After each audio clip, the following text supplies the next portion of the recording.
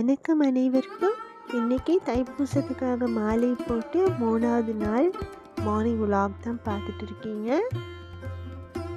இன்னைக்கு சஷ்டி கூட, அதனால் முருகருக்கு ரொம்பவே விசேஷமான நாள். காலையிலேயே இன்னைக்கு முருகப்பெருமானுக்கும் வேலுக்கும் பாலினால் அபிஷேகம் பண்ணியிருந்தேன்.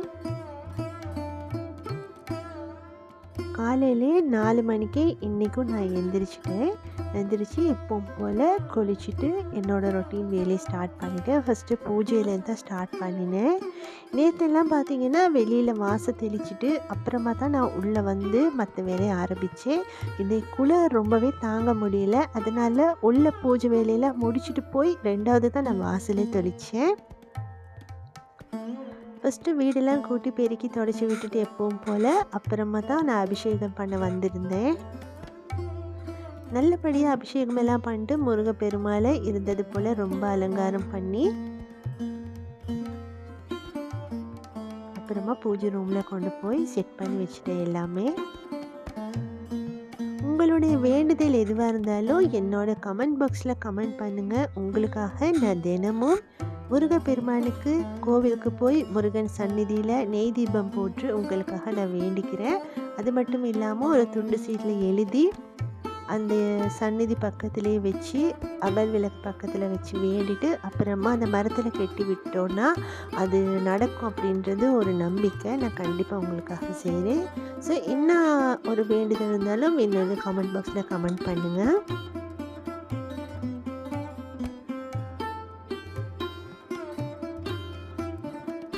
பூ வாடி இருக்காது, ஏன்னா இது மார்கழி மாதத்தை விட இந்த தை மாதம் ரொம்பவே குளிராக இருக்குது. அதனால் பூக்கள் வாடி இருக்காது. ஆனாலும் இந்த 11 நாளும் பூக்களையும் வெற்றிலையும் மாற்றி தான் நான் வந்து சாமி கும்பிடுவேன். அதனால் நான் எல்லா பூக்களையும் எடுத்துகிட்டு அப்புறமா புதிய பூவெல்லாம் வச்சுட்டேன். வெற்றிலையும் 6 வெற்றிலையை பருத்தி வச்சு அதுக்கும் மஞ்சள் குங்குமம்லாம் வச்சு நடுவில் ஓம் விளக்கு வச்சு தான் இன்றைக்கும் நான் ஏற்றிருந்தேன். இன்றைக்கி காலையில் ஒரு சம்பவம் நடந்துச்சு. இது வந்து கடவுளுடைய வேலையா அப்படின்னு கூட எனக்கு ரொம்பவே ஷாக்கிங்காக போச்சு.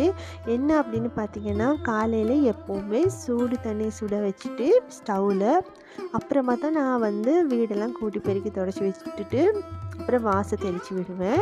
இன்றைக்கும் அது போல் சூடு தண்ணி வச்சுட்டு நான் வாசல் தெளிக்க போகல, ஆனால் வீட்டுக்குள்ளே செய்கிற வேலையெல்லாம் செஞ்சுட்டு தண்ணி கொதிச்சப்புறம் அது வந்து குளிக்கிறதுக்காக பக்கெட்டில் ஊற்றும் போது நான் ஊற்றி வச்சுட்டு வந்து அந்த ஸ்டவ்லேயே அப்படியே பால் வந்து சூடாக்க வச்சுருந்தேன்.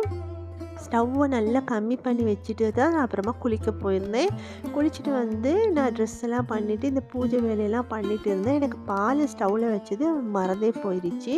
அப்புறமா திடீர்னு 4:45 இருக்கும், ஒரே கிச்சனில் சத்தமாக இருந்தது. யாரோ வந்து அந்த பாத்திரமெல்லாம் எடுத்து வைக்கிறது போல், எலி பூனையெல்லாம் கிச்சனுக்குள்ளே வந்தால் அப்படி புரட்டும் இல்லையா பாத்திரம்லாம், அந்த மாதிரி ஒரு சத்தம். நான் பார்த்தேன் என்னோடய பொண்ணா இல்லை என் ஹஸ்பண்டா. இந்த டைம் அவங்க எந்திரிக்க மாட்டாங்க, எந்திரிச்சாலும் வாஷ்ரூம் போயிட்டு வந்து தூங்கிடுவாங்க. ஸ்நாக்ஸ் பாக்ஸெல்லாம் இந்த டைமெல்லாம் எடுத்து ஸ்நாக்ஸ்லாம் சாப்பிட்ற பழக்கம் வீட்டில் யாருக்கும் இல்லை. அப்படின்னு திங்க் பண்ணிகிட்டே இருக்கேன், என்ன சத்தம் அது அப்படின்னு யோசிச்சுட்டு டக்குன்னு அப்போ தான் எனக்கு ஞாபகம் வச்சு பால் அடுப்பில் வச்சேன் அப்படின்ட்டு போய் பார்த்தா பால் வந்து லைட்டாக ஸ்டவ் கம்மியாக வச்சதால் பால் கொஞ்சமாக பொங்கி கொட்டியிருக்கு. ஸ்டவ் ஆஃப் ஆகி கேஸ் லீக் ஆகிட்டு இருக்குது. நான் அதை கவனிக்காமல் விளக்கு பொருத்தி இருந்தால் என்ன ஆகுறது இன்றைக்கி. அதனால் கடவுள் வந்து எனக்கு உணர்த்திருக்கிறாரு அப்படின்னு தான் எனக்கு அந்த நிமிஷமே உடம்பெல்லாம் புல்லரிச்சு போச்சு. அது என்ன சத்தம் வந்திருக்கும், கடவுள் தான் அப்போ எனக்கு உணர்த்திருக்காங்க. ஏதோ கிச்சனில் சத்தம் கேட்குதுன்னு போய் பார்ப்பேன் இல்லையா, அதனால் இதை பண்ணியிருக்காங்க அப்படின்ட்டு உடம்பெல்லாம் ஒரு மாதிரி புல்லரிச்சு போச்சு. ரொம்பவே சந்தோஷமாக இருந்துச்சு. கடவுள் என் கூடவே இருக்கார் அப்படின்னு ஒவ்வொரு விஷயத்துலையும் அவர் உணர்த்திக்கிட்டே இருக்கார். இது போல் சம்பவம் உங்களுக்கும் நடந்திருக்கான்னு சொல்லுங்கள். அப்புறமா எல்லா அலங்காரமும் பண்ணி பூவெல்லாம் அலங்காரம் பண்ணி மஞ்சள் குங்குமம் எல்லாமே வச்சுட்டு பூஜை ரூமில் அப்புறமா வந்து தான் வாசல் தெளித்து விட்டுட்டு துளசி மாடத்துக்கு நிலை வாசலுக்கெல்லாம் தீபம் ஏற்றி இருந்தேன்.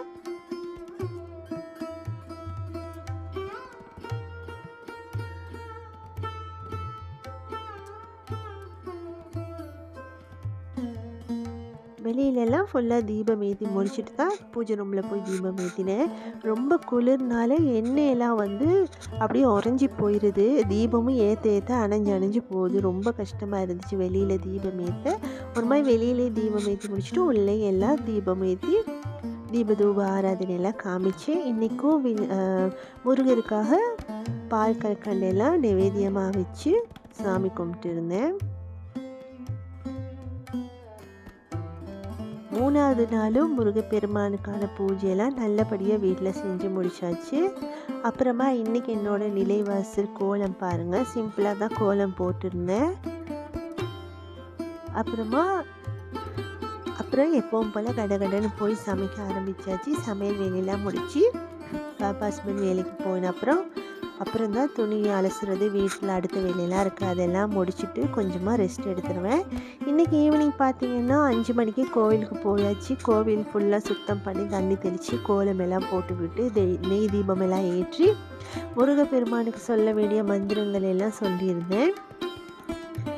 இன்றைக்கி பார்த்திங்கன்னா கோலம் வந்து நான் ஒரு கோலம் தான் போட்டேன். பசங்களே என்னோடய பொண்ணு அவங்க ஃப்ரெண்ட்ஸுன்னு சேர்ந்து மற்ற இடமெல்லாம் எல்லாம் அழகாக கோலம் போட்டு சாமிக்கெல்லாம் பூ வச்சு ஆசையாக அவங்க எல்லாம் செஞ்சுட்டு இருந்தாங்க. இந்த வீடியோவில் காமிப்பாங்க கடைசியாக கோலம் எல்லாமே பசங்க போட்டது தான். அப்புறம் இன்றைக்கி என்னோடய தைப்பூசத்துக்கான 3வது விரத நாள் இப்படி தான் போச்சு. வீடியோ எப்படி இருந்தது அப்படின்னு கமெண்ட் பாக்ஸில் கமெண்ட் பண்ணுங்கள். உங்களுக்கான வேண்டுதலையும் கமெண்ட் பாக்ஸில் கமெண்ட் பண்ணுங்கள். நாளைக்கு கண்டிப்பாக உங்களுக்காக நான் முருகப்பெருமான்ட்டு வேண்டிக்கிறேன். ஓம் சரவண பவ நமக.